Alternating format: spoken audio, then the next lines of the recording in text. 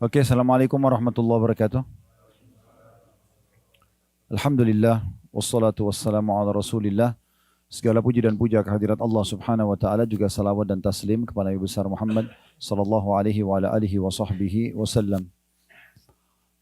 Alhamdulillah, alladzi bi ni'mati tutimmus salihat. Segala puji dan puja kehadirat Allah subhanahu wa ta'ala yang semua nikmat tersempurnakan dengan izinnya.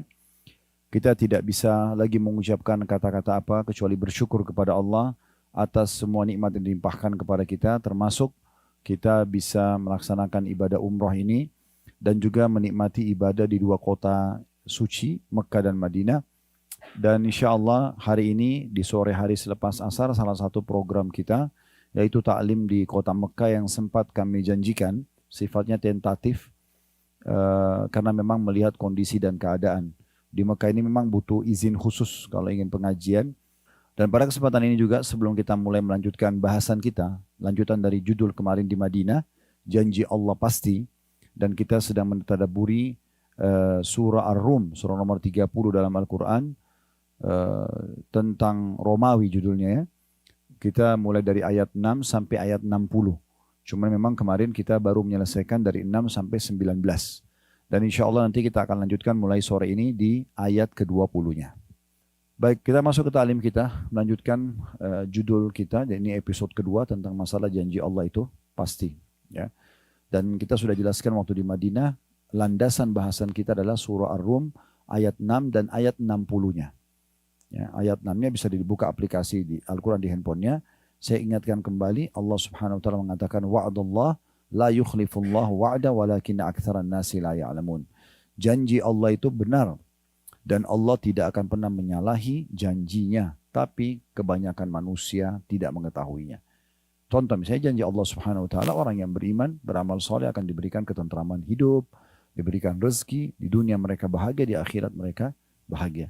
Dan ulama bertolak ukur dari pernyataan seperti ini.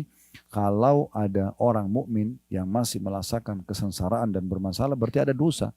Karena dosa inilah yang menjadi penyebab datangnya kesengsaraan. Jadi bukan karena dia beriman dan beramal saleh. Ya. Tapi orang beriman dan beramal saleh, janjinya Allah pasti benar, mereka akan bahagia. Ya, ini jelas. Kemudian begitu juga orang-orang yang membangkang, orang yang melakukan kemaksiatan, ini tidak luput dari hukuman Allah Subhanahu wa taala. Kecuali yang Allah kasihani karena dia bertobat kepada Allah dengan tulus, Allah selamatkan dari hukuman. Tapi umumnya akan datang hukuman. Ya. Dan Allah berikan kesadaran kepada hamba-hambanya tentang kesalahan yang dia lakukan. Biasanya kita menyadari, oh saya salah ini nih. Ya, setelah sekian lama berlalu waktu, misalnya kita sakit, gangguan orang, ada saja masalah sedih dan seterusnya. Ini Allah SWT berikan sinyal-sinyalnya agar kita menangkap, oh ternyata karena ini permasalahannya. Ya, sangat baik kalau orang menjadikan itu sebagai bahan introspeksi dirinya. Jadi janji Allah pasti benar. Dan di ayat 60-nya, di ayat terakhir daripada surah ini Allah mengatakan, ya, fasbir inna wa'dallahi haqq, maka bersabarlah kamu, dan sabar dalam 3 hal. Sabar dalam mengerjakan ketaatan. Kayak kita sholat, duduk majelis ilmu seperti ini, ya, sholat malam misalnya, sholat 5 waktu di masjid, tutup aurat, mencari pendapatan halal, terus saja kita mengontrol diri kita supaya di rel syariat Allah Subhanahu wa taala. Ini butuh kesabaran. Itu sabar pertama. Sabar yang kedua adalah meninggalkan kemaksiatan. Setiap orang di antara kita pasti punya peluang untuk berbuat dosa. Siapa yang tidak punya peluang berdosa, untuk berzina, untuk menipu, untuk membunuh, untuk apalah, memukul dan seterusnya. Semua orang punya peluang untuk itu. Tapi pada saat datang kesempatan itu kita bersabar. Artinya tidak mengikuti ya, perbuatan buruk tersebut. Dan yang ketiga, sabar akan ujian harian. Sakit, gangguan orang dan seterusnya, ini kita bersabar dengan berharap pahala di sisi Allah Subhanahu wa taala. Dan sabar ya, itu adalah menerima keputusan Allah dan ikhtiar mencari jalan keluar. Itu sabar. Jadi misalnya kita tidur malam hari sehat, tapi pagi harinya bangun sakit. Maka berarti ujian Allah sudah datang. Tugas kita sabar. Apa itu sabar? Kita menerima dulu itu sebagai keputusan dari Allah, kemudian kita ikhtiar mencari jalan keluar untuk berobat. Ya. Itu namanya bersabar. Nah ini Allah mengatakan di ayat 60-nya. Saya sengaja hubungkan dulu ayat 6 sama ayat 60 karena memang ini judul kita. Janji Allah pasti. Landasan judul ini adalah 2 ayat ini. Di ayat 60 saya ulangi. Fasbir inna wa'dallahi haqq. Maka bersabarlah kamu. Sesungguhnya janji Allah itu benar. Wala yastakhifannaka alladhina la yuqinun. Dan sekali-kali janganlah orang-orang yang tidak yakin tentang kebenaran ayat-ayat Allah janji-janji Allah tentang surga, tentang neraka, ya, itu menggelisahkan kamu atau membuat kamu meninggalkan keimanan dan keyakinan kepada Allah Subhanahu wa taala. Baik, kita sekarang melanjutkan tadabbur ayat kita. Kita akan masuk ke ayat 20 setelah kemarin di Madinah kita sudah menyelesaikan sampai ayat 19, ya. Ayat 20 ini Bapak Ibu sekalian, Allah Subhanahu wa taala pencipta alam semesta ini memperkenalkan dirinya dan juga menunjukkan tentang kemahabesarannya. Alhamdulillah kita berada di kamar hotel ini, Bapak Ibu bisa lihat dengan jelas sekali. Ya, kalau orang duduk melihat gunung, langit, awan, turunnya hujan dari langit, ini sangat konyol kalau ada orang mengatakan ini tidak ada yang mengaturnya. Ya, tidak ada Tuhannya, tidak ada pemiliknya. Pergantian siang malam, ya, kita kemarin tawaf, kita sa'i, kita lihat ada yang orang Melayu, ada yang orang Arab, ada yang orang hitam dari Afrika, ada orang bule. Semua itu tidak mungkin tidak ada yang mengatur dan menciptakannya. Bahkan di dalam diri kita sendiri, sebagaimana kita jelaskan ya pada beberapa ayat yang lalu, pada di bahasan Madinah, di diri kita sendiri, ya, di mata kita untuk melihat, telinga untuk mendengar, hidung untuk menghirup misalnya dan membedakan bau wangi, bau busuk, lidah kita bisa bedain manis, asin, asam, ya, seketika, bibir mengucap, lidah mengecap, kemudian tangan menjamah, kaki melangkah, semua fungsi anggota tubuh ini yang luar biasa. Ini menunjukkan pasti ada yang mengaturnya. Dan kita subhanallah saking lemahnya manusia nggak bisa mengalih fungsikan. Misalnya ada orang yang mau makan melalui kupingnya, nggak mungkin. Memang harus mulutnya. Berarti kan ada yang mengatur sistem itu. Kita sendiri nggak bisa mengalihkan itu. Nggak mungkin orang misalnya mendengar dengan matanya, gitu kan? Tidak mungkin orang misalnya melihat dengan hidungnya. Jadi memang ada fungsi, gitu kan? Dan semuanya sudah teratur dengan rapi. Ini berarti menandakan ada Sang Pencipta Allah Subhanahu wa taala. Di Madinah saya ingatkan kembali, sudah saya berikan contoh berapa banyak orang yang suka ya terkagum-kagum dengan seorang pelukis yang melukis sesuatu yang dia ciplak di alam semesta. Dia lukis lautan, dia lukis awan, dia lukis pohon kelapa, dia lukis burung yang sedang terbang misalnya di satu tempat dengan membawa papan lukisnya 1 kali 1 meter. Orang di sebelahnya kadang-kadang terkagum-kagum melihat orang pelukis ini karena mirip sekali dengan aslinya. Subhanallah, lukisan itu dijual mahal dan dibeli mahal, gitu kan. Tapi mereka lupa sebenarnya orang ini hanya menciplak yang ada di alam semesta ini. Dia yakin bahwasanya yang hebat adalah pelukis, tapi dia lupa pelukis ini hanya menciplak sesuatu yang diciptakan oleh Sang Pencipta yang sebenarnya. Bahkan ciptaan Allah Subhanahu wa taala itu kita bisa rasakan ya di sejuk airnya, terik mataharinya, kita bisa nikmatin suara kicauan burungnya, kita bisa nikmatin misalnya kalau ada di lukisan itu pohon kelapa dan kelapanya misalnya, dan seterusnya. Dan Allah Subhanahu wa taala, perlu saya titik beratkan di awal pertemuan kita ini, belum menampakkan dirinya untuk manusia karena memang Allah menjadikan melihat zatnya Allah Subhanahu wa taala itu adalah nikmat terbesar di surga. Sebagaimana hadis Nabi SAW, nanti kalau ahli surga sudah masuk ke dalam surga semuanya, termasuk yang terakhir keluar dari neraka. Orang yang terlalu banyak dosanya akan masuk neraka dulu, kemudian nanti akan dikeluarkan dari neraka dan masuk ke dalam surga. Kalau semua dan yang ahli surga sudah masuk ke dalam surga, termasuk yang lewat neraka dulu, di neraka tinggal orang-orang yang memang kekal dalamnya, naudzubillah, orang kafir, orang musyrik, orang munafik, maka Allah Azza wa Jalla, kata Nabi SAW, akan berkata kepada ahli surga, dan kita semua akan menyaksikan ini, karena janji Allah tidak mungkin salah. Ini judul kita. Maka Allah SWT akan mengatakan sementara masih ada hijab antara dia sama makhluknya. Dia mengatakan, hai hamba-hambaku, apakah sudah cukup apa yang aku berikan?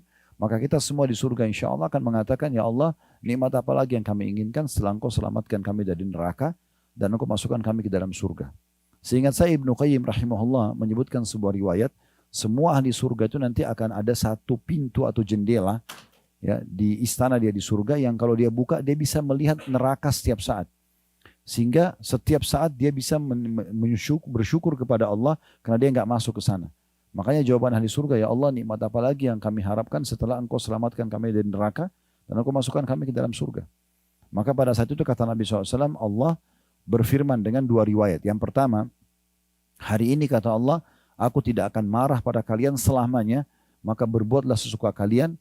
Ahli surga dikatakan begitu ya. Dan kata Nabi SAW, ahli surga tidak akan buat kecuali kebaikan. Karena di surga nanti sudah tidak ada lagi rasa iri, dengki, dan itu sudah tidak ada lagi, penyakit hati sudah nggak ada. Orang hanya akan menikmati apa yang Allah SWT berikan dari yang halal dan mereka selalu bertasbih dan bersyukur kepada Allah Subhanahu wa taala. Itu riwayat yang pertama. Riwayat yang kedua, Allah Azza wa Jalla akan mengangkat hijabnya, pembatas antara dia sama hamba-hambanya. Disitulah pertama kali nanti kita melihat zat Allah yang maha mulia. Kalau teman-teman sekalian kita bisa melihat pohon, bunga, sangat indah warnanya, berwarna-warni. Mungkin kita masuk di Hotel Fairmont ini kita bisa lihat di receptionnya bunga mawar yang segar, warna-warni ya, ada putih, ada ungu, ada orange ya. Dan seterusnya lah ya. Apa pemandangan yang kira-kira paling indah yang pernah Bapak Ibu lihat di muka bumi ini, maka penciptanya jauh lebih indah dan lebih sempurna daripada itu. Ya. Maka semua ahli surga mengatakan pada saat lihat zatnya Allah, ya Allah tidak ada nikmat yang mengalahkan melihat wajahmu yang mulia. Jadi semua dayang-dayang, istana, pakaian yang indah itu akan menjadi kecil setelah melihat zatnya Allah Subhanahu wa taala. Jadi melihat Allah Subhanahu wa taala itu hanya ada di surga nanti dan hanya untuk orang-orang yang masuk surga saja. Ahli neraka tidak akan pernah melihat Tuhannya selamanya karena melihat Allah adalah sebuah nikmat yang besar. Baik, bagaimana sekarang kita memunculkan keyakinan kita kepada Allah, ini yang sedang kita bahas, ya. Yang kita bahas agar kita sampai pada titik ternyata oh iya benarnya janji Allah itu benar dan Allah itu benar ada. Baik, kita masuk ayat 20-nya. Allah Subhanahu wa taala berfirman, saya bacakan, wa min ayatihi an khalaqakum min turabin thumma idza antum basharun tantashirun. Dan di antara tanda-tanda kekuasaannya, n-nya besar kata ganti Allah, ialah dia, d-nya besar kata ganti Allah juga, dia menciptakan kamu dari tanah. Nabi Adam diciptakan dari tanah. Kemudian tiba-tiba kamu menjadi manusia yang berkembang biak. Ya, dalam sebuah riwayat Bukhari kata Nabi SAW, Allah menciptakan Nabi Adam dari tanah tembikar, tanah liat yang berwarna hitam, gitu kan? Lalu kemudian diciptakan Nabi Adam dari situ dan Allah menciptakan malaikat dari cahaya, Allah menciptakan jin dari api. Ya, sebab iblis tidak mau sujud disebutkan dalam surah Al-Baqarah, dia mengatakan ana khairum min. Aku lebih baik daripada dia. Khalaqtani min narin wa khalaqtahu min tin. Karena engkau ciptakan aku dari api sementara engkau ciptakan dia dari tanah.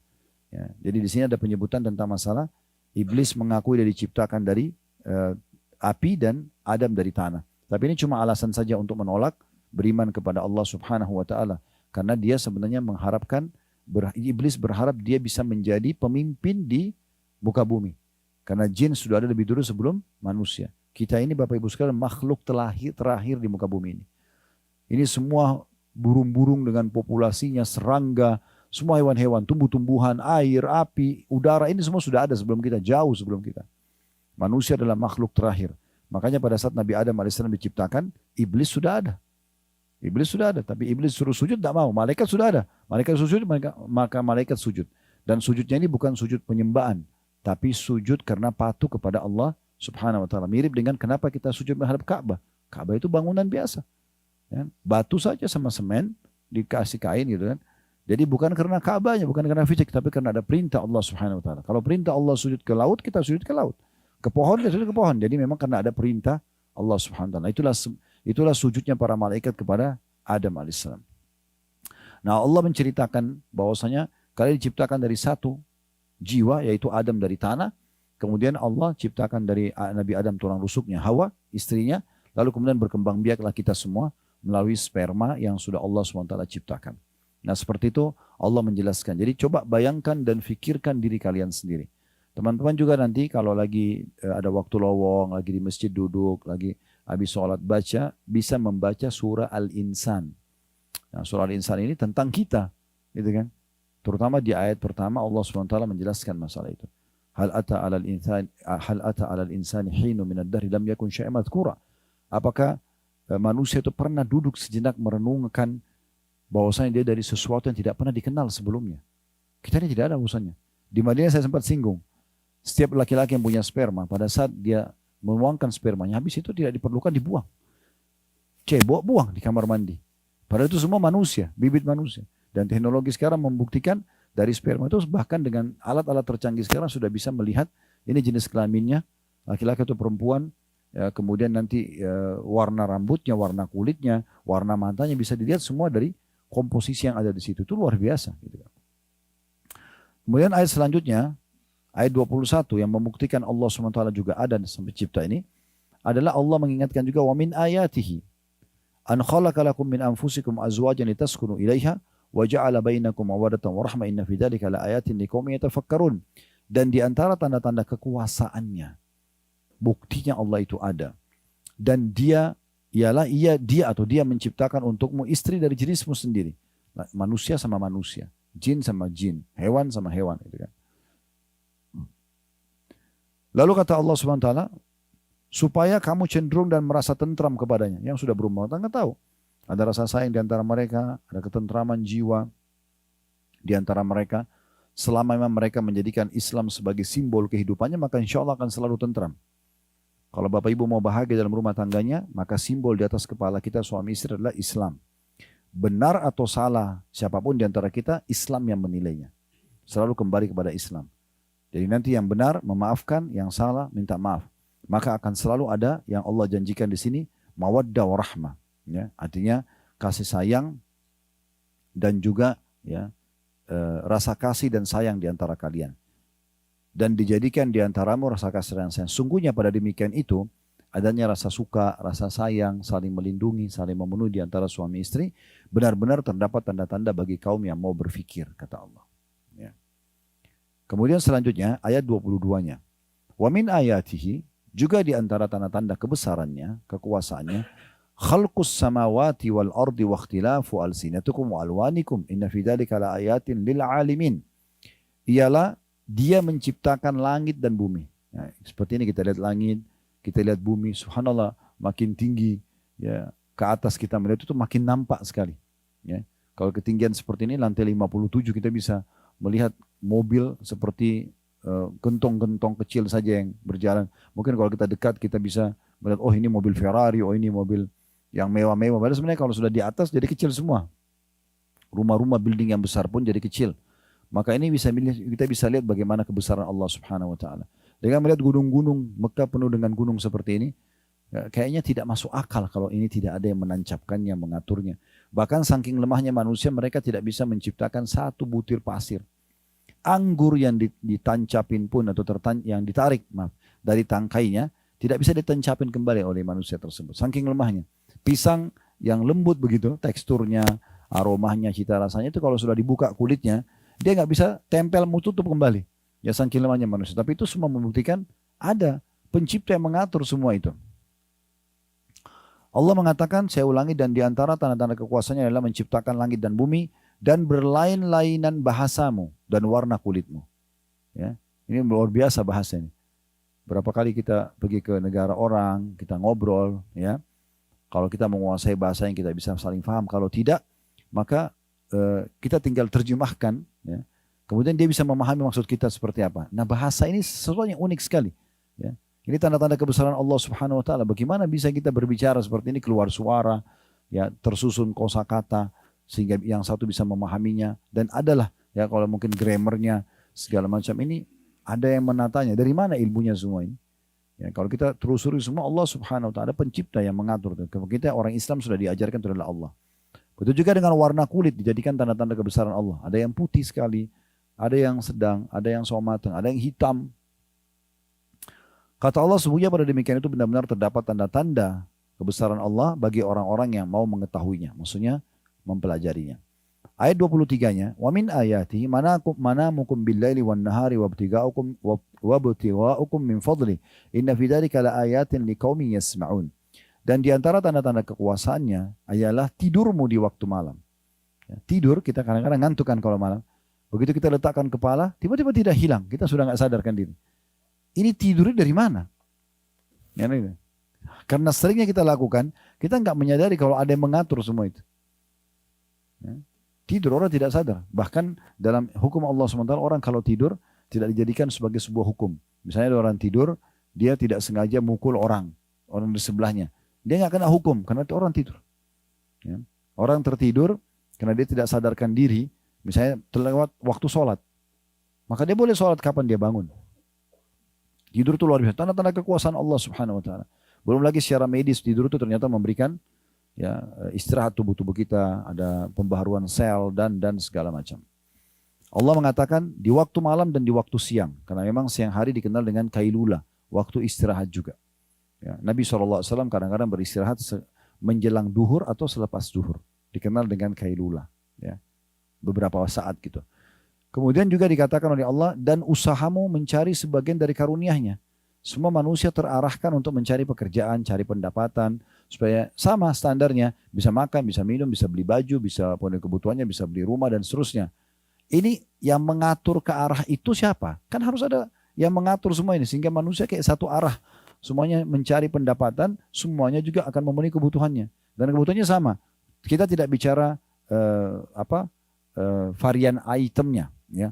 Misalnya yang satu makan ini, yang satu makan itu, tidak. Tapi intinya adalah makan, minum, tidur, beli pakaian, pekerjaan, kendaraan, ini sama. Ini kok terarah ke situ? Ini siapa yang mengaturnya semua? Jadi itu Allah singgung di sini. Sesungguhnya pada yang demikian itu benar-benar terdapat tanda-tanda bagi kaum yang mau mendengarkan.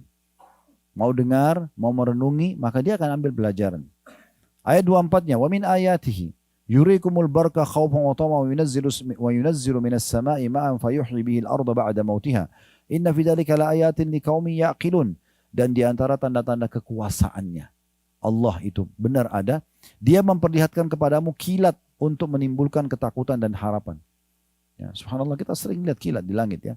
Tadi sebelum Bapak Ibu datang sempat mendung dan ada kilat kelihatan, apalagi di tempat tinggi seperti ini kelihatan sekali gitu kan. Allah, dari mana kilat itu? Ya, tegangan listrik yang sangat tinggi. Ya. Maka Allah mengatakan tanda-tanda kekuasaannya dia memperlihatkan kepada kalian kilat. Untuk apa? Menimbulkan rasa ketakutan dan harapan. Takut akan hukuman Allah, harapan agar Allah berikan keselamatan. Dan dia juga menurunkan hujan dari langit. Ya. Lalu menghidupkan bumi dengan air hujan itu sesudah matinya. Sesungguhnya pada yang demikian itu benar-benar terdapat tanda-tanda bagi kaum yang mau menggunakan akalnya. Ya. Subhanallah, Bapak Ibu sekalian, masuk akal nggak? Kalau keran air kita di kamar mandi, tiba-tiba nyala sendiri. Kita tidak bicara kalau rusak ya. Pasti kita akan heran, siapa yang nyalain tuh? Nggak mungkin, gitu kan? Artinya kalau keran di kamar mandi saja kita tidak mungkin dia keluar sendiri tanpa dibuka, tanpa yang ada yang gerakkan kerannya, maka bagaimana dengan air yang turun dari langit ini? Kadang-kadang bahkan pernah lihat ya, di jalan raya, setengahnya kena hujan, setengahnya enggak. Kok bisa gitu?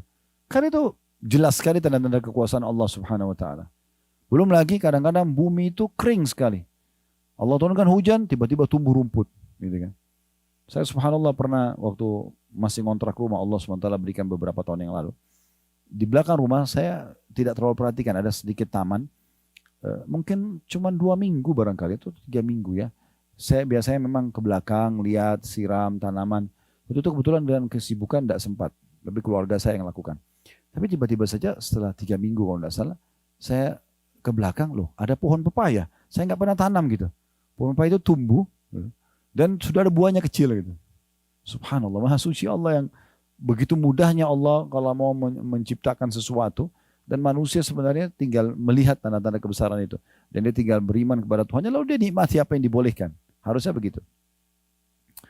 Ayat 25-nya, wa min ayati an taqumas sama wal amru bi amri an taqumas, saya ulangi, wa min ayatihi an taqumas sama wal ardu bi amri. Thumma idza da'akum da'watan minal ardi idza antum takhrujun. Dan di antara tanda-tanda kekuasaannya ialah berdirinya langit, ini yang kita bisa lihat sekarang, dan bumi dengan iradatnya, dengan izinnya, dengan pengaturan dari sisinya.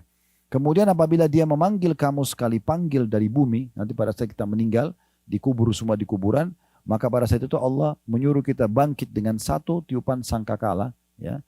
Maka seketika itu kamu akan keluar dari kubur. Kemudian ayat 26-nya Allah mengatakan walahu man fis samawati wal ardi kullun lahu qanitun. Ketahuilah kepunyaan Allah lah siapa saja yang ada di langit dan di bumi, semuanya hanya kepadanya tunduk. Ya. Nah, dari sini ada satu rahasia penting teman-teman sekalian. Di saat Bapak Ibu menghadapi masalah apapun, maka ketahuilah masalah itu sebenarnya adalah teguran dari Allah tentang adanya masalah antara kita dengan Allah Subhanahu wa Ta'ala. Jadi Allah berikan teguran melalui makhluknya. Makanya sebagian salaf mengatakan, saya tahu saya punya dosa kepada Tuhan saya, di saat saya lihat perubahan sikap pasangan saya, di saat ada perubahan di tunggangan saya, dan di saat ada tikus di rumah saya. Mereka saking pekanya, karena kalau tidak masalah sama Allah, harusnya janji Allah benar dong. Orang yang beriman beramal soleh tidak akan ada gangguan. Berarti kalau ada gangguan ada masalah nih. Dan masalahnya sebenarnya bukan pada pasangan kita. Bukan masalah pada tunggangan kita, bukan masalah pada tikus yang di rumah kita, tapi ada masalah dengan Tuhan kita Allah Subhanahu wa taala. Sebagian ulama salaf kalau mereka jalan di satu tempat lalu kecium bau busuk saja, mereka langsung istighfar, langsung introspeksi diri karena Allah bisa buat bau busuk itu tidak sampai kepada dia, tapi Allah sampaikan sebagai peringatan agar dia tahu dia punya salah. Nah, seperti itu. Sebagian mereka jalan, kesentuh kakinya, kesentuh batu, keseleo misalnya, itu jadikan sebagai bahan introspeksi diri semuanya. Astagfirullah ya Allah kalau ada kesalahan. Dalam Al-Quran diceritakan bagaimana Nabi Daud alaihissalam lagi duduk di singgasananya, di istana kerajaannya, tiba-tiba Allah jatuhkan bangkai. Dan langsung Nabi Daud dengan keimanannya, lihat bangkai itu, ini kan tidak mungkin. Ada bangkai baunya busuk di depan matanya. Langsung dia sujud dan dia tidak mau angkat kepalanya, sampai Allah SWT turunkan wahyu sebenarnya itu cuma ujian yang datang kepada dia. Jadi itu yang dimaksud dengan poin ini. Jadi sebenarnya di ayat 26 ini teguran. Ayatnya pendek tapi teguran. Kalau semua di langit dan di bumi ini adalah milik Allah Subhanahu wa taala. Mau apapun tinggal minta sama Allah. Ya. Orang depan kita jahat pun Allah bisa ngubah dia menjadi orang baik karena Allah pemiliknya. Sederhana. Kita mau apapun tinggal minta sama Allah. Selama bukan apa yang Allah haramkan, Allah bisa berikan. Tidak ada yang mustahil. Ya, selama tidak bentrok dengan sunnatullah, peraturan Allah Subhanahu wa taala. Seperti misalnya Bapak Ibu nggak suka dengan malam lalu bilang, "Ya Allah, hilangkan malam." Itu nggak mungkin. Itu sunnatullah. Peraturan Allah SWT. Selama tidak bentrok dengan sunnatullah, tidak minta yang Allah haramkan, pasti dikasih. Kuasa Allah SWT. Kadang-kadang ada orang, subhanallah, dia sangka buruk dengan Tuhannya. Kenapa? Karena ada permintaan dia satu atau dua belum dikasih. Dia lupa, sebenarnya terlalu banyak permintaan dia yang sudah Allah berikan. Terbukti misalnya. Bukanlah kita tiap hari lapar Bapak Ibu sekalian. Tiap hari kita haus, tiap hari kita ngantuk, tiap hari kita capek. Bukankah kita cuma mengatakan lapar, tiba-tiba ada pikiran kita untuk mencari makanan, dapat makanan dan akhirnya kita bisa makan. Terbukti sampai hari ini puluhan tahun kita bisa hidup. Terpenuhi setiap hari makanan, terpenuhi setiap hari haus, ya, dahaga kita. Hanya dengan bilang haus, ada muncul ide untuk minum apa. Dan kita bisa dapatkan apa yang kita inginkan. Misal, capek kita bisa istirahat, sakit kita bisa berobat. Terbukti puluhan tahun kita berjalan seperti itu. Nah ini semua tanda-tanda kebesaran Allah Subhanahu wa ta'ala yang harus kita jadikan sebagai bahan renungan kita. Saya ulangi ayat 26-nya kata Allah, dan kepunyaannya lah siapa saja yang ada di langit dan di bumi, semua hanya tunduk kepadanya. Jadi ada kisah unik di sini, ada seorang, saya tambahkan kisah di ayat 26-nya, ada seorang salafus saleh dulu, orang saleh dulu di masa tabi'in, setelah generasi sahabat, dikatakan dia jalan menuju ke satu negeri, ya. Dan pada masa itu orang cuma menggunakan penerangan itu cahaya matahari Bapak Ibu sekalian. Jadi kayak terbit matahari pagi mereka jalan, aktivitas. Kalau sudah maghrib, kayak kita sebentar lagi maghrib ini, itu mereka sudah tutup aktivitas mereka. Karena mereka tidak ada punya penerangan. Gitu kan. Tidak kayak kita sekarang mungkin sudah banyak listrik, penerangan listrik sudah di mana-mana ya, meluas Masya Allah, Alhamdulillah. Maka dia pada saat melakukan perjalanan, tiba maghrib, dia berada di tengah-tengah hutan. Gelap sekali. Maka dia istirahat di hutan itu. Di awal malam, kalau kita sekarang sekitar jam 10, jam 11 malam, dia terbangun, terus dia wudhu, dia sholat. Diceritakan dalam kisah dia, pada saat dia sholat, selesai 2 rakaat pertama, tiba-tiba di hadapan dia ada seekor harimau yang meraung dengan keras karena kelaparan. Di saat itu dia berpikir begini, dia mengatakan pada dirinya sendiri, kalau saya coba melawan harimau ini, dia lebih kuat. Matanya lebih terang, lokasi ini dia lebih kuasai. Gitu kan? Tapi imannya kepada Allah, Allah munculkan di satu lalu dia mengatakan, wahai harimau. Dia bicara dengan harimau, wahai harimau. Kalau seandainya Allah Subhanahu wa ta'ala yang menciptakan aku dan kamu, ya, menakdirkan, memutuskan untuk engkau memakanku, aku tidak akan melawan. Tapi kalau seandainya engkau datang untuk mengganggu ibadahku, aku akan memohon kepadanya untuk membinasakanmu. Maka tiba-tiba harimau tersebut menutup kembali ya mulutnya dan kemudian meninggalkan orang soleh. Tidak jadi menyerang. Harimau pun yang buas ciptaan Allah Subhanahu wa ta'ala. Tidak ada yang mustahil. Tinggal bagaimana kekuatan hubungan kita dengan Allah Subhanahu wa ta'ala. Sampai Nabi Muhammad SAW mengatakan, Bapak Ibu sekalian, mintalah apapun dari Tuhan kalian sampai tali sendal kalian. Jadi kalau tali sendal pun putus, mintanya sama Allah. Kadang-kadang kita minta sama Allah kalau sudah penyakit kronis yang tidak bisa sembuh. Keliru ini, minta dari hal-hal yang kecil. Biasakan manja kepada Allah Subhanahu wa ta'ala. Selalu minta, apapun itu sifatnya. Toh, kalau misalnya kita mau keluar ke pasar, ke mall, ya Allah mudahin parkiran buat saya. Toh kita juga akan menuju ke sana. Tapi dengan minta seperti ini, Allah kasih dan juga kita dapat pahalanya. Hanya dengan minta sesuatu yang mungkin dianggap remeh oleh sebagian orang. Tapi Nabi SAW ajarkan kita agar selalu saja berhubungan baik dengan Allah Subhanahu Wa Taala. Makanya dalam syariat Allah kita selalu disuruh berdoa sebelum aktivitas. Doa sebelum keluar rumah, doa sebelum tidur, doa sebelum makan, doa sebelum biologis, kan sebelum aktivitas. Agar kita melibatkan Tuhan kita Allah Subhanahu Wa Taala dalam setiap aktivitas kita. Ayat 27-nya, wa huwa alladhi yabda'ul khalqa thumma yu'idu wa huwa ahwanu 'alaihi wa lahul mathalul a'la fis samawati wal ardi wa huwal azizul hakim. Dan dialah yang telah menciptakan manusia dari permulaan, maksudnya dari tanah dari Nabi Adam, kemudian mengembalikan atau menghidupkannya kembali nanti setelah kematian, dan menghidupkan kembali adalah lebih mudah baginya. Dan baginya lah sifat yang maha tinggi di langit dan di bumi, dan dia maha perkasa lagi maha bijaksana. Jadi sebagaimana Allah mudah menciptakan kita dari sperma dan sel telur, maka membangkitkan jauh lebih mudah daripada itu, kata Allah. Kalau bisa diciptakan maka tentu saja pasti bisa bisa diciptakan atau dibangkitkan. Pernah ada satu orang di kota Mekah ini, ada satu tokoh Quraisy masih kafir.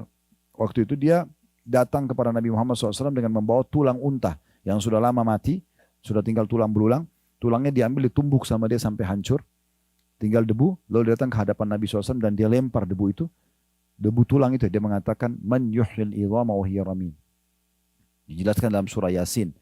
Siapa yang menghidupkan ini, hai Muhammad, setelah hancur seperti ini? Maka Allah turunkan firman-Nya, Jibril langsung turun dan menjawab itu. Qul yuhyiha alladhi ansha'a awwala marratin wa huwa bikulli khalqin alim. Jawab, hai Muhammad, yang akan mengembalikan tulang ini kembali utuh, ya, yang telah menciptakannya pertama kali, dan dia maha mengetahui ciptaannya. Salah satu mukjizat yang diberikan oleh Allah Subhanahu Wa Taala kepada Nabi Ibrahim alaihissalam, beliau pernah pada saat minta, ya Allah, arini kaifa tuhyil mauta. Coba tunjukkan ya Allah bagaimana engkau menghidupkan yang sudah mati. Bagaimana engkau menghidupkan yang sudah mati. Maka Allah SWT menyuruh Nabi Ibrahim AS memilih dari 4 jenis burung-burung, hewan. Kemudian disembelih dan diacak potongan-potongan badannya. Lalu dibagi ke timur, ke barat, ke utara, ke selatan. Lalu kata Allah SWT, panggillah. Dipanggil datanglah dengan izin Allah. Tiba-tiba potongan-potongan yang sudah bercampur baur antara jenis hewan yang berbeda itu bersatu kembali posisi dan hidup kembali di hadapan Nabi Ibrahim AS pada saat itu. Jadi bisa dibaca tentang mukjizat Nabi Ibrahim AS. Baik, ayat 28-nya. Darabalakum mathalan min anfusikum hal lakum mimma malakat aymanukum min syuraka'a fi ma razaqnakum fa antum fihi sawa'un takhafunahum ka khifatikum anfusakum kadzalika nufassilul ayati liqaumin yaqilun. Dia Allah membuat perumpamaan untuk kamu dari dirimu sendiri supaya lebih yakin lagi. Apakah ada di antara hamba sahaya yang dimiliki oleh tangan kananmu sekutu bagimu dalam memiliki rezeki yang telah kami berikan kepadamu? Maka kamu sama dengan mereka dalam hak mempergunakan rezeki itu. Kamu takut kepada mereka sebagaimana kamu takut kepada dirimu sendiri. Demikianlah kami jelaskan ayat-ayat kami bagi kaum yang berakal. Jadi saya jelaskan, kan di masa dulu ada hamba sahaya ya. Setelah perang dunia terakhir itu sudah dihapuskan. Gak ada lagi hamba sahaya. Ya, tidak ada perbudakan. Ya, hamba sahaya ini budak. Nah Allah SWT menjelaskan di masa dulu, waktu masih ada perbudakan, orang bisa jual beli budak di pasar. Hampir seluruh dunia ini ada pasar budak. Bahkan di kota Madinah, di kota Mekah ini ada pasar budak. Bilal kan dulu di pasar budak Mekah. Dibeli oleh Umayyah bin Khalaf, dijadikan budaknya yang menaruh batu besar di dadanya. Lalu dibebaskan oleh Abu Bakar kan. Itu masa perbudakan namanya. Memang ada masa perbudakan. Maka budak-budak ini tidak punya hak terhadap harta. Allah memberikan gambaran yang masih mengatakan ada sekutu-sekutu buat Allah. Seperti orang-orang Mekah datangkan patung-patung. Lalu kemudian mereka anggap patung-patung itu adalah sekutu-sekutu Allah. Kemarin sudah dipanjang lebar dijelaskan di Museum Wahyu ya. Maka Allah berikan perumpamaan. Kira-kira masuk akal nggak sih kalau kamu punya seorang budak yang kamu beli di pasar, gitu kan? Kemudian tiba-tiba dia jadi pemilik harta seperti kamu dan kamu sama dia sama-sama punya hak. Maka orang yang dulu hidup di masa dulu ini tahu tentang masalah ini. Tidak mungkin sama. Karena budak itu bagian daripada harta kita. Bukan dia memiliki harta kita. Seperti itulah. Maka Allah mengatakan ini perumpamaan. Apakah memang masuk akal? Aku yang ciptakan kamu, aku yang berikan kamu segala sesuatunya. Lalu tiba-tiba kamu datangkan sekutu-sekutu dari patung, dari pohon. Lalu kamu bilang ini sama dengan aku. Seakan-akan Allah bilang begitu. Bagaimana caranya? Apa haknya dia untuk disembah? Seperti sebagian orang pakai jimat, sembah patung, sembah pohon. Apa haknya makhluk-makhluk tersebut? Kita sama benda-benda itu sama sebagai makhluk. Kan gitu. Makanya Imam Nawawi rahimahullah mengatakan, sungguh aku heran melihat orang-orang yang meminta-minta pada kuburan. Padahal dalam kuburan itu adalah manusia seperti dia yang sudah jadi tulang belulang, tidak bisa berikan apa-apa. Kalau dia yakin pemilik kuburan itu, walaupun orang soleh, bisa memberikan manfaat, bagaimana dengan Tuhannya kuburan itu? Tuhannya manusia dalam kuburan itu. Kenapa nggak minta langsung kepada Allah subhanahu wa ta'ala? Ayat 29-nya, balittaba'a alladhina zalamu ahwa'ahum bighairi ilm, faman yahdi man adallallah wa ma lahum min nasirin. Tapi orang-orang yang zalim mengikuti hawa nafsu mereka tanpa ilmu pengetahuan. Maksudnya mereka datangkan sekutu-sekutu buat Allah atau meyakini ada Tuhan selain Allah. Maka siapakah yang akan menunjuki orang-orang yang telah disesatkan oleh Allah? Dan tiada bagi mereka seorang penolong pun. Artinya kalau mereka sudah mengambil keputusan seperti itu berarti mereka sudah sesat. Dan mereka tidak akan ada penolong lagi. Tidak ada yang bisa mengembalikan mereka mengenal Allah kecuali Allah itu sendiri bila Allah inginkan. Ayat 30-nya Allah mengatakan kepada Nabi Muhammad SAW dan menyuruh kita mengikuti ini. Fa'akim wajhaka lid-dini hanifa. Fitratallahi allati fataran nasa 'alaiha la tabdila li khalqillah. Dzalika ad-dinul qayyim walakin aktsaran nasi la ya'lamun. Maka hadapkanlah wajahmu dengan lurus kepada agama ini atau agama Allah. Oleh karena itu setelah faham ayat-ayat ini, mulai sekarang yakinlah Allah itu ada dan ikuti agamanya. Ya, syariat yang diturunkan, semua yang dibolehkan nikmati, yang diperintahkan kerjakan, yang dilarang tinggalkan. Tetaplah di atas fitrah Allah itu yang telah menciptakan manusia menurut fitrah itu. Tidak ada perubahan pada fitrah Allah. Maksudnya agama yang sudah Allah bebankan pada manusia itu tidak akan berubah. Itulah agama yang lurus, tapi kebanyakan manusia tidak mengetahuinya. Saya ingatkan kembali, Allah hanya turunkan satu agama, tidak ada agama lain. Allah jelaskan dalam surah Al-Imran ayat 19, Inna dina innallahil Islam. Agama sisa Allah hanyalah Islam. Jadi Nabi Adam, Nabi Idris, Nabi Saleh, Shu'aib, semuanya Daud, Sulaiman, Isa, Musa, Muhammad, ini semua nabi-nabi, Ilyas, ya, Zakaria, Yahya, semua nabi-nabi ini alaihi wassalatu wassalam adalah agamanya Islam. Tidak ada agama lain. Jadi mereka agama satu saja. Ya. Yang berbeda adalah hukum-hukum dan syariat yang dibawa. Kalau ada hukum yang memang Allah ubah, misalnya dengan datangnya Injil, maka hukum yang ada dalam Taurat terhapus dengan adanya Injil. Dengan datangnya Al-Quran, maka Al-Quran menghapus hukum Injil dan Taurat misalnya. Seperti itu iya. Tapi agama nabi-nabi semua sama, Islam. Makanya rukun iman kita yang 6 itu, iman kepada Allah, iman kepada para malaikat, iman kepada kitab-kitab, iman kepada semua rasul-rasul. Semua yang kita iman. Jadi kalau ada muslim mengatakan, oh Isa bukan nabi, atau Musa bukan nabi, karena itu nabinya nabi orang Nasrani dan orang Yahudi. Ini bisa kafir dia. Gak boleh, kita wajib mengatakan bahwasanya mereka juga nabi-nabi Allah. Cuma kita dengan ilmu yang benar, kita katakan Musa memang adalah utusan Allah, dan kita mengatakan Isa juga utusan Allah. Dan Isa bukan anak Tuhan, ya, tapi dia adalah utusan Allah subhanahu wa ta'ala. Nah seperti itu. Ayat 31-nya, munibina ilaihi wattaqu wa aqimus salata wa la takunu minal musyrikin. Dan kembalilah bertaubat kepadanya. Kalau selama ini kalian jauh dari Tuhan kalian, segera bertaubat, kembali kepadanya. Dan bertakwa kepadanya. Takwa ini maksudnya patuh dan tunduk. Serta dirikanlah sholat dan jangan kamu termasuk orang-orang yang mempersekutukan Allah. Dirikan sholat maksudnya selalu kembali kepada Tuhan untuk sholat. Dan jangan mempersekutukan. Jadi jangan sampai sholat tapi juga tetap buat sekutu kepada Allah. Ya, sekutu ini kayak partner ya. Contoh, Bapak Ibu sholat, iyyaka na'budu wa iyyaka nasta'in. Baca dalam surah Al-Fatihah.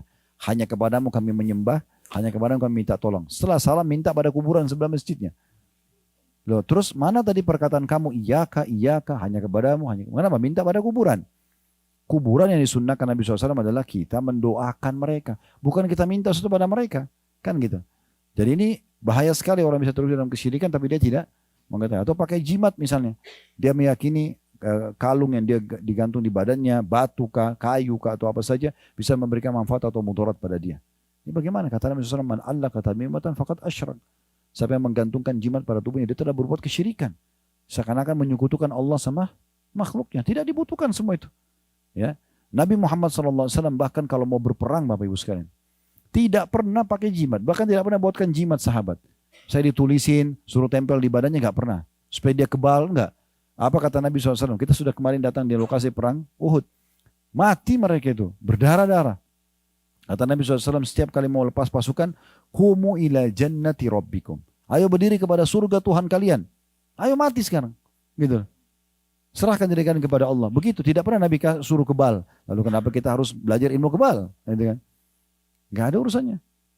Kebanyakan orang sudah belajar ilmu kebal, begitu diruqyah kesurupan. Kan ada jinnya. Gitu kan? Iya.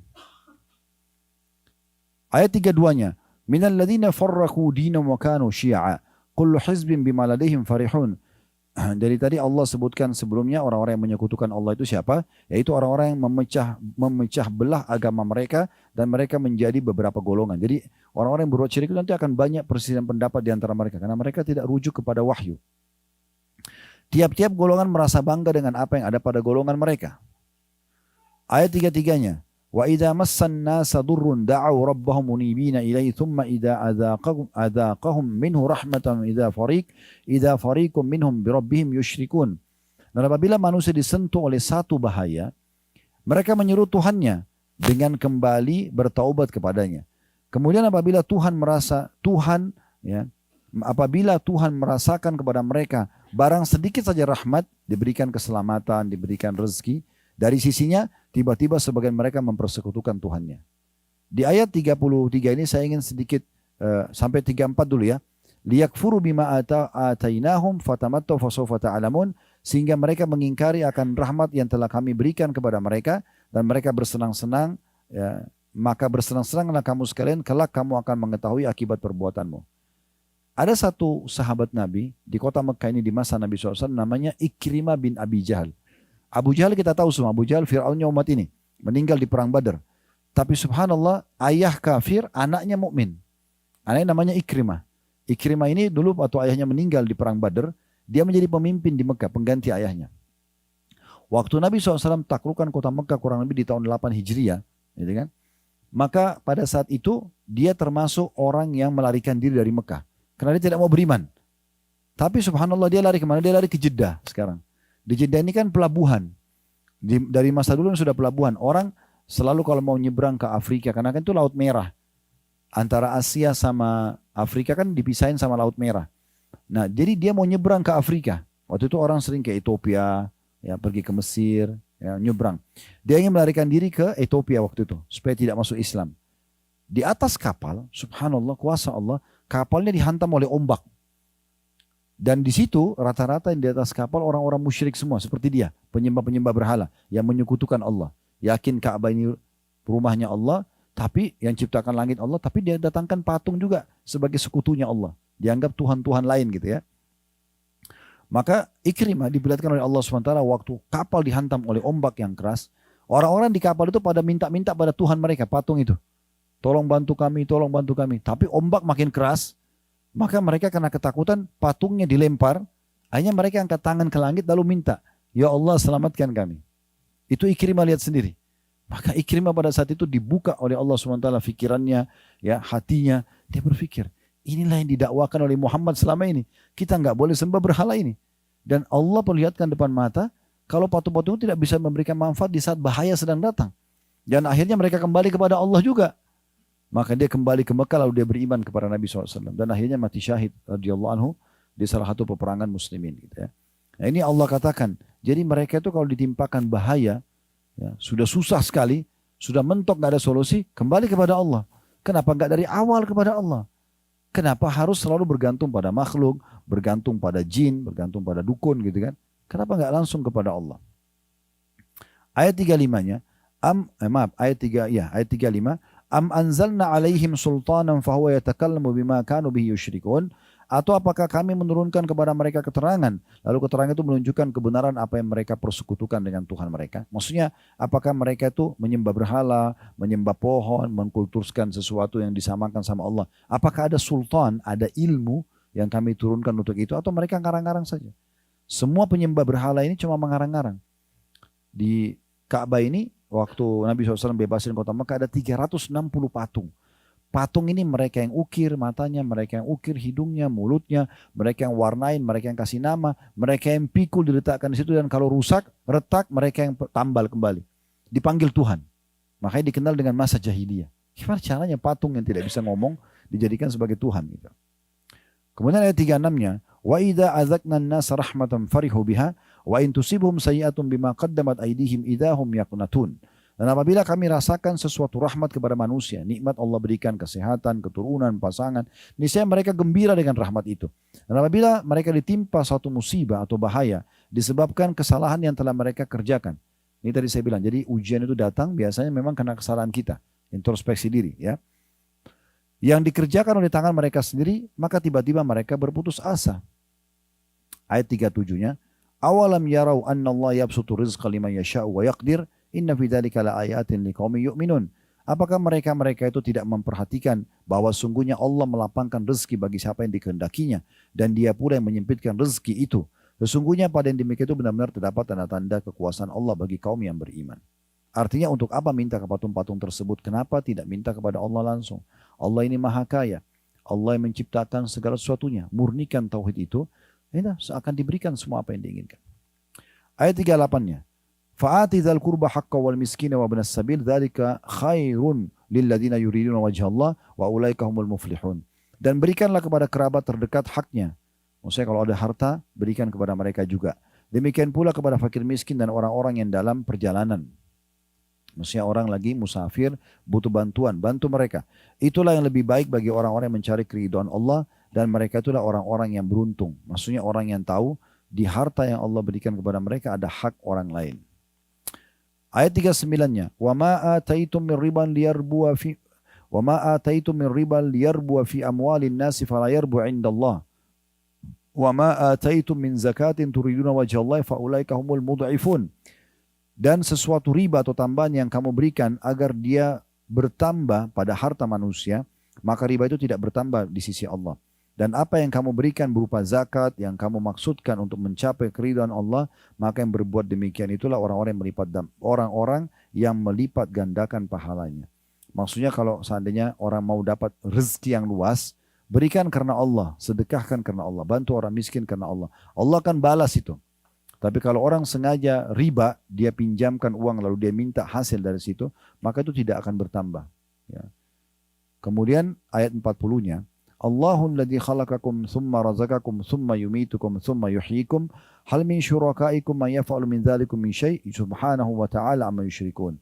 Allah lah yang menciptakan kamu, kemudian memberimu rezeki, makanan, minuman, udara, air dan seterusnya yang bisa membuat roda kehidupan ini berjalan, kemudian mematikanmu. Kemudian menghidupkanmu lagi kembali setelah kematian, hari kebangkitan nanti.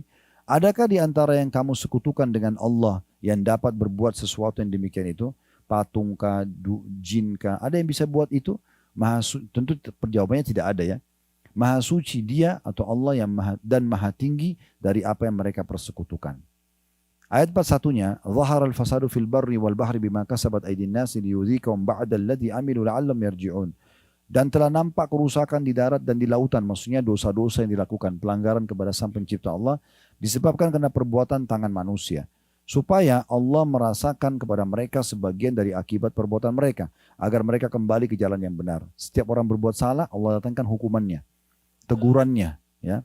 Teguran ini tadi saya bilang bisa perubahan sikap pasangan, bisa perubahan sikap anak, bisa masalah di pekerjaan, bisa macam-macam cobaannya, supaya kembali ke jalan yang benar. Kalau orang-orang yang tidak mengenal Allah, bukan orang-orang muslim, mereka kalau ada masalah, mereka makin mabuk, mereka makin jauh dari Allah. Kalau kita dipandu tidak, ada masalah segera kembali kepada Allah SWT. Allah sengaja datangkan untuk kita kembali kepadanya. Sekarang saatnya wudu, sholat, taubat, tinggalkan semua kesalahan, maka akan baik semuanya kembali. Ayat 42-nya, Allah mengajak kita untuk berjalan di muka bumi melihat akibat orang-orang yang sudah dibinasakan oleh Allah, supaya jangan kita terjerumus pada hukuman yang sama. Qul siru fil ardi fanzuru kaifa kana aqibatul ladzina min qabl kana aktsaruhum musyrikin. Katakanlah hai Muhammad kepada umat manusia terutama umatmu, adakanlah perjalanan di muka bumi dan perhatikanlah bagaimana kesudahan orang-orang yang terdahulu. Maksudnya orang yang membangkang seperti Fir'aun di Mesir, Namrud di Babilonia gitu kan. Kemudian ada tadi di waktu di Madinah saya jelaskan 4 jam dari Madinah namanya Madain Saleh.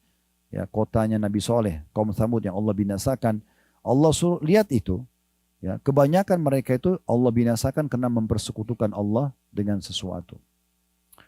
Lalu ayat 43-nya Allah tekankan, oleh karena itu tinggalkan semua sekutu-sekutu Allah itu, fahakim wajhaka lid-dinil qayyim min qabli an ya'ta yawmun la maradda lahu minallahi yawma idzin yasaddaun. Oleh karena itu hadapkanlah wajahmu kepada agama yang lurus atau Islam Ikuti saja ajaran, mana yang diperintahkan kerjakan, yang dihalalkan nikmati, yang dilarang jauhi. Ya. Sebelum datang dari Allah suatu hari yang tidak dapat ditolak kedatangannya, maksudnya hari kiamat. Dan pada hari itu orang pada terpisah-pisah. Ya, maksudnya terpisah-pisah itu nanti kita masing-masing, walaupun suami istri, walaupun orang tua sama anak, di hari kiamat nanti di mahsyar, kita tuh melarikan diri dari orang-orang semuanya, termasuk orang terdekat. Allah bilang dalam ayat lain, yauma yafiru mar'u min akhi. Pada hari kiamat orang lari dari saudaranya, wa ummihi wa abi, ayahnya, ibunya dan ayahnya, wa sahibati wa bani, pasangan hidup dan anak-anaknya. Kenapa? Likulli imri'in minhum yawma idzin sya'nu yughni. Karena pada hari itu semua manusia berharap bisa menyelamatkan dirinya. Maka Allah ingatkan, jangan datang nanti hari kiamat yang orang sudah berpisah baru mau taubat. Enggak, sekarang segera kembali kepada Allah Subhanahu wa taala. Ayat 4-4-nya, man kafara fa alaihi kufru wa man amila shalihan fali anfusihim yamhadun. Barang siapa yang kafir maka dia sendiri yang menanggung akibat kekafirannya itu. Dan barang siapa yang beramal saleh maka untuk dirinya sendirilah mereka menyiapkan tempat yang menyenangkan. Siapa yang mau dengar ini, mereka beriman kepada Allah, mereka amal saleh, maka mereka telah memiliki panduan hidup dan di dunia, di akhirat mereka akan dapat tempat yang menyenangkan, maksudnya surga. Ya.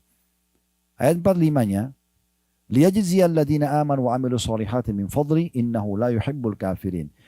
Agar Allah memberikan pahala kepada orang-orang yang beriman dan beramal saleh dari karunia-Nya, sesungguhnya Dia tidak menyukai orang-orang yang ingkar. 46-nya, wa min ayatihi, kembali lagi Allah bilang dan tanda-tanda kekuasaannya, an yursilar riyaha mubashiratin waliyudhiqakum min rahmati walitajri al-fulku bi amri walitabtagu min fadli wala'allakum tashkurun. Saya ulangi ya. Wa min ayati an yursilar riyaha mubashiratin waliyudhiqakum min rahmati walitajri al-fulku bi amri walitabtagu min fadli wala'allakum tashkurun. Dan di antara tanda-tanda kekuasaannya adalah bahwa Dia Allah mengirimkan angin sebagai pembawa berita gembira. Kita kalau kena hembusan angin, kita merasa nyaman ya. Nah itu ada kayak berita gembira Allah kasih. Dan untuk merasakan kepadamu sebagian dari rahmatnya. Dan supaya kapal dapat berlayar dengan perintahnya. Dan juga supaya kamu mencari karunia-Nya. Mudah-mudahan kamu bersyukur. Artinya apa yang aku sudah siapkan ini pakai sebagai fasilitas sampai untuk tunduk kepadaku. Ya. Menjalankan perintahku. Supaya bersyukur gitu. 47-nya, walaqad arsalna min qablika rusulan ila qaumin faja'uhum bil bayyinati fantaqamna minal ladzina ajramu wa kana haqqan 'alaina nasrul mu'minin. Dan sungguhnya kami telah mengutus sebelum kamu beberapa orang rasul kepada kaumnya. Mereka datang kepada kaumnya dengan membawa keterangan-keterangan yang cukup. Allah itu ada, Allah menciptakan, ini halal, ini haram. Lalu kami melakukan pembalasan terhadap orang-orang yang berdosa, yang tidak mau ikut dan beriman. Dan kami selalu berkewajiban menolong orang-orang yang beriman. 48-nya, Allahul ladzi yursilu riyaha fatuthiru sahaban fayabsutuhu fis sama'i kaifa yasha'u wa yaj'alu kisafan fataral wadqa yakhruju min khilali fa idza asaba bihi man yasha'u min ibadi idza hum yastabshirun. Allah dialah yang mengirimkan angin. Lalu angin itu menggerakkan awan dan Allah membentangkannya di langit. Awan-awan itu menurut yang dikehendakinya. Di sini awan, ada air hujan turun, di sana tidak ada awan. Atau di sana ada awan, tidak ada airnya misalnya. Dan menjadikannya bergumpal-gumpal. Lalu kamu lihat hujan keluar dari celah-celah awan itu. Maka apabila hujan itu turun mengenai hamba-hambanya yang dikehendakinya, tiba-tiba mereka merasa gembira. Dengan turun hujan mereka merasa nyaman, tumbuh-tumbuhan jadi subur. Ya. Kemudian orang-orang juga merasa bahagia karena bisa ada air, bisa mandi, bisa banyak hal yang dilakukan. Termasuk air mineral yang kita minum semua itu dari air sehingga keluarlah sumber mata air. Gitu. Ayat 49-nya. Wa in kanu min qablu an yunazzala alaihim min qabli la mublisin. Dan sungguhnya sebelum hujan diturunkan kepada mereka, mereka benar-benar telah berputus asa. Artinya kalau musim kemarau panjang, hujan tidak turun, mereka hampir putus asa. Gak ada air, gimana nih gitu kan. Nah, begitu Allah turunkan air, maka mereka merasa gembira. Ini termasuk tanda-tanda kebesaran Allah. Allah membuat itu. Allah lebih jauh lagi bicara tentang hujan di ayat 50. Fanzur ila athari rahmatillahi kaifa yuhyil arda ba'da mautiha inna dzalika la muhyil mauta wa huwa ala kulli syai'in qadir. Maka perhatikan baik-baik bekas rahmat Allah. Bagaimana Allah menghidupkan bumi yang sudah mati dengan air hujan itu. Turun hujan, hidup kembali, subur kembali. Sesungguhnya Tuhan yang berkuasa seperti itu demikian benar-benar berkuasa menghidupkan orang-orang yang telah mati. Dan Dia maha kuasa atas segala sesuatunya. Kalau tadi tanah gersang, peceklik, maka tanah sudah retak-retak, turun hujan tiba-tiba jadi subur, basah, tumbuh-tumbuhan, maka yang menurunkan hujan dan membuat tanah yang tadi kering itu lalu bisa jadi subur kembali, itu mampu menghidupkan kembali semua yang sudah mati untuk hari kebangkitan nanti.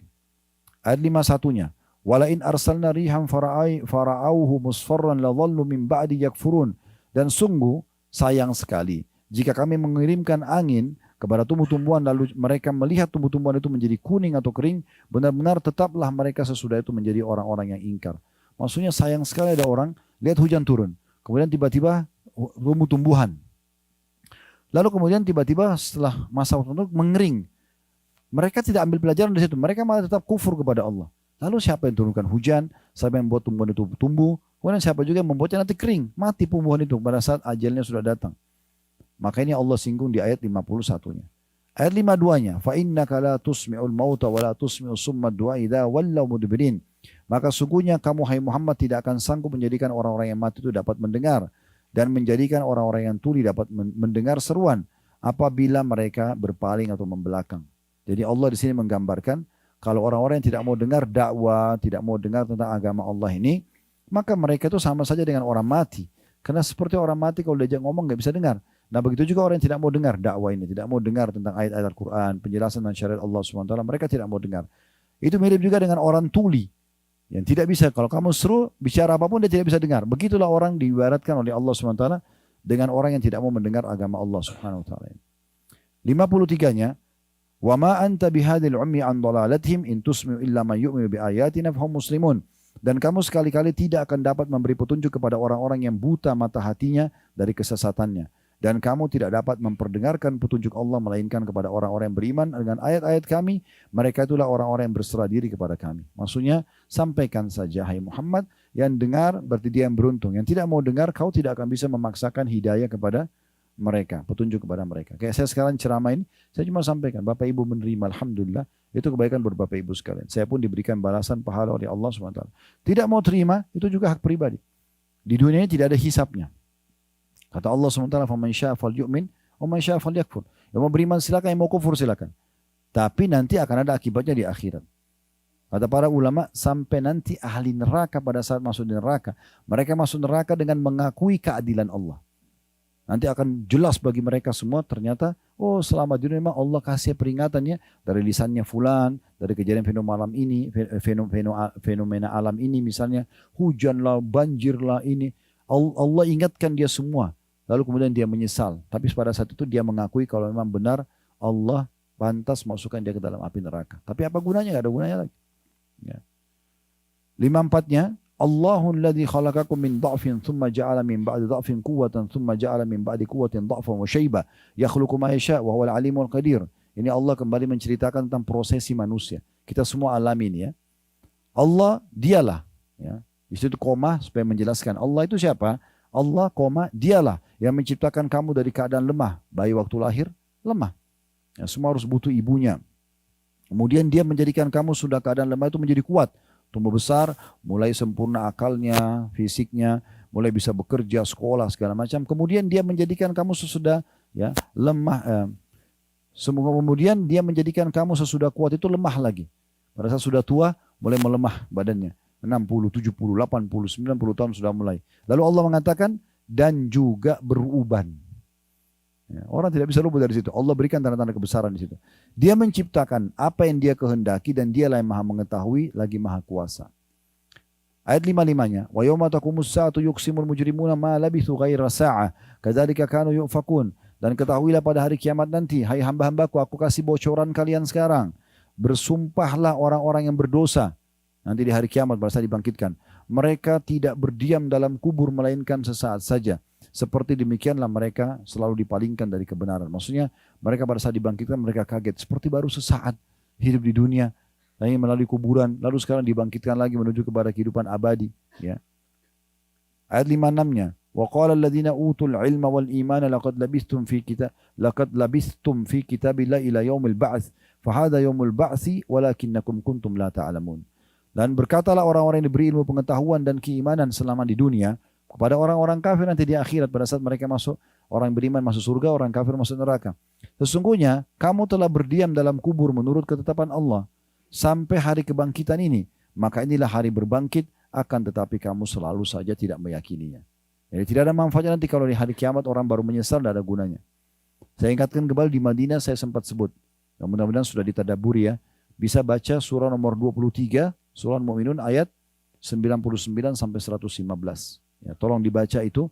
Bagaimana Allah gambarkan penyesalan nanti orang kafir pada hari kiamat karena mereka tidak beriman, otomatis juga tidak beramal soleh selama di dunia. Ayat 57-nya, فَيَوْمَ إِذٍ لَا يَنْفَعُ الَّذِينَ ظَلَمُوا مَعْذِرَتُهُمْ وَلَا هُمْ يُسْتَعْتَبُونَ. Maka pada hari kiamat itu tidak bermanfaat lagi bagi orang-orang zalim permintaan udzur mereka. Minta maaf sama Allah tidak terima lagi karena sudah telat. Di dunia tempatnya orang beramal dan bertaubat. Dan tidak pula mereka diberi kesempatan bertobat lagi.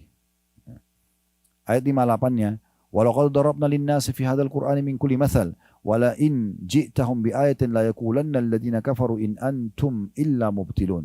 Dan sungguhnya telah kami buat dalam Al-Quran ini segala macam perumpamaan untuk manusia. Dan sungguhnya jika kamu membawa kepada mereka satu ayat, pastilah orang-orang kafir itu akan berkata, kamu tidak lain hanyalah orang-orang yang membuat kepalsuan belaka. Maksudnya kami telah berikan perumpamaan banyak sekali dalam Al-Quran ini. Ada 114 surah, ada 6.000 sekian ayat. Selalu kalau kita baca ayatnya dan terjemahnya kita akan banyak punya jawaban. Siapa itu Allah, apa tujuan kita diciptakan, dari mana asal kita, bahkan apa yang harus kita kerjakan, apa yang tidak boleh kita kerjakan, apa nanti balasannya di mana, bagaimana surga dan neraka, semua sudah ada rinciannya. Kemudian yang terakhir, dua ayat terakhir 59 dan 60, Allah mengatakan kadzalika yatba'ullahu ala qulubil ladzina la ya'lamun. Demikianlah Allah mengunci mata hati orang-orang yang tidak mau memahami. Jadi kalau Allah tahu orang ini sudah sampai peringatan, tidak mau dengar. Allah berfirman, Rasulullah bersabda, nggak mau tahu. Ini nggak boleh, haram, nggak mau tahu. Ya sudah, terakhir Allah akan kunci hatinya. Orang kalau dikunci hatinya itu tidak akan ada tersentuh sama sekali. Nggak berpikir akan patuh atau meninggalkan larangan. Gitu. Lalu Allah mengingatkan semua orang beriman di penutupan ayat 60-nya, Fasbir inna wa'adallahi haqq. Bersabarlah kamu dalam mengerjakan ketaatan, meninggalkan larangan, ya, bersabar atas ujian harian. Tadi sudah kita jelaskan di pembukaan kita itu ya. Wala yastakhifannaka ladzina yakunun. Dan jangan sampai orang-orang yang tidak yakin dengan semua ini membuatmu putus asa atau menggelisahkanmu. Maksudnya membuat kau nanti merasa terganggu. Jauhi aja mereka, patuh saja. Maksudnya mulai sekarang bangun tidur kalau masih dikasih umur, udah sholat, puasa, zikir, kerjakan apa semua sampai ajal datang akan terima balasannya. Nah seperti itu kurang lebih gambaran daripada ayat-ayat ini. Allahu a'lam. Dengan begini alhamdulillah bahasan kita sudah selesai Bapak Ibu sekalian.